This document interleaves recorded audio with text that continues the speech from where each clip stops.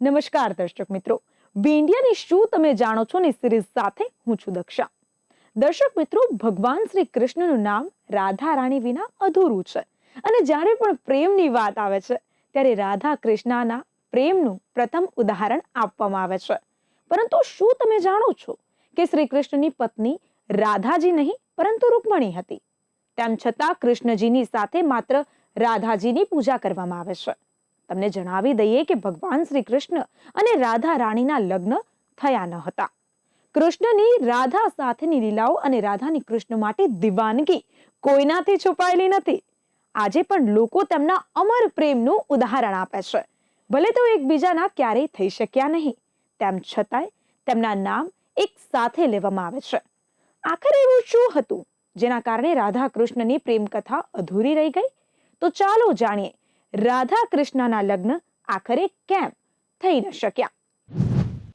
મંદિર હોય કે ઘર, ભગવાન શ્રી કૃષ્ણ અને રાધાજીની એક સાથે પૂજા કરવામાં આવે છે અને જીવનમાં તેમના જેવા પ્રેમની ઈચ્છા કરવામાં આવે છે. ગર્ગ સંહિતા અને પુરાણોમાં તેનું કારણ જણાવવામાં આવ્યું છે. ભગવાન શ્રી કૃષ્ણ એ બાળપણથી જ પોતાની લીલાઓ બતાવવાનું શરૂ કરી દીધું હતું. એવામાં ચમત્કાર દેખાડતા કૃષ્ણ રાધા બંનેને બાળપણમાં જ એકબીજા સાથે પ્રેમ થઈ ગયો હતો અને તેમના પ્રેમના કિસ્સા દેશ તો શું, વિદેશો સુધી સમગ્ર વિશ્વમાં પ્રચલિત છે. પરંતુ એક સમય બાદ રાધા કૃષ્ણનો પ્રેમ અધૂરો રહી ગયો હતો. આ અધૂરા પ્રેમને લઈ લોકોના મનમાં અનેક સવાલો છે. એવામાં સૌથી મોટો સવાલ એ છે કે કૃષ્ણ અને રાધામાં એટલો પ્રેમ હતો તો બંનેના લગ્ન કેમ ન થયા? શા માટે કૃષ્ણએ રૂકમણી સાથે લગ્ન કરવા પડ્યા? તો ચાલો જાણીએ આ અંગે. બ્રહ્મ વૈવર્ત પુરાણ અનુસાર ભગવાન શ્રી કૃષ્ણ અને રાધાજીના મિલન સાથે જોડાયેલી વાર્તા પોતાનામાં જ વિશેષ છે. કહેવાય છે કે એકવાર નંદ બાબા શ્રી કૃષ્ણ સાથે બજારમાં ગયા હતા. તે જ ક્ષણે તેમને રાધાને જોયા. રાધાની સુંદરતા અને અલૌકિક સૌંદર્ય જોઈને શ્રી કૃષ્ણ તેમની પર મોહિત થઈ ગયા. રાધાની પણ આવી જ કંઈક હાલત હતી. રાધાને કૃષ્ણ જ્યાં પહેલી વાર મળ્યા હતા તે સ્થળને સંકેત તીર્થ કહેવામાં આવે છે, જે કદાચ નંદગાંવ અને બરસાનાની વચ્ચે છે. રાધા અને કૃષ્ણ બાળપણમાં મળ્યા હતા. મોટા થયા બાદ તેઓ ક્યારેય વૃંદાવન પાછા ફર્યા નહીં. આ સિવાય એ પણ ઉલ્લેખ નથી કે રાધાએ ક્યારેય દ્વારકાની મુસાફરી કરી કે નહીં. દક્ષિણ ભારતના પ્રાચીન ગ્રંથોમાં તેનો પણ ઉલ્લેખ મળતો નથી. રાધા કૃષ્ણના લગ્ન કેમ ન થયા? ધાર્મિક પૌરાણિક કથાઓ અનુસાર જ્યારે ભગવાન શ્રી કૃષ્ણ વૃંદાવન છોડી રહ્યા હતા ત્યારે તેમણે રાધાજીને વચન આપ્યું હતું કે તેઓ પાછા આવશે, પરંતુ તે રૂકમણીને મળ્યા, જેણે શ્રી કૃષ્ણને પોતાના પતિ તરીકે પોતાના હૃદયમાં સ્વીકારી લીધા હતા.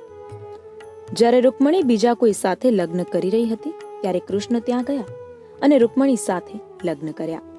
દંતકથા અનુસાર રાધાજી ભગવાન શ્રી કૃષ્ણ કરતા 11 મહિના મોટા હતા અને બંનેને એકબીજા પ્રત્યે આધ્યાત્મિક લગાવ હતો.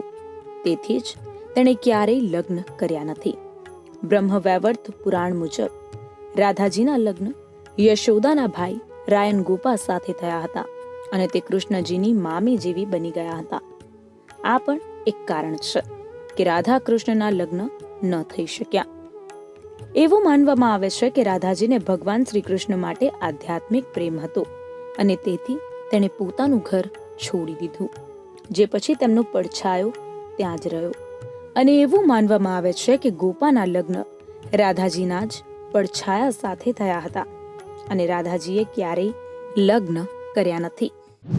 તો દર્શક મિત્રો, જેવી રીતે મેં તમને આગળ જણાવ્યું કે શ્રી કૃષ્ણનું નામ રાધા રાણી વિના અધૂરું છે અને જ્યારે પણ પ્રેમની વાત આવે છે ત્યારે રાધા કૃષ્ણના પ્રેમનું પ્રથમ ઉદાહરણ આપવામાં આવે છે.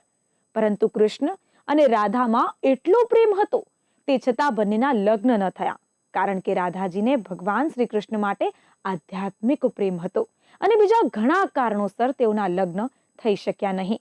તે છતાં બંનેનો પ્રેમ એટલો અપાર કે આજે પણ કૃષ્ણજીની સાથે માત્ર રાધાજીની જ પૂજા કરવામાં આવે છે. તો બી ઇન્ડિયાની શું તમે જાણો છો ની સિરીઝમાં હાલ બસ આટલું જ. આવા જ માહિતીસભર વિડીયોઝ માટે જોતા રહો બી ઇન્ડિયા. ભરોસો ગુજરાતનો. નમસ્કાર.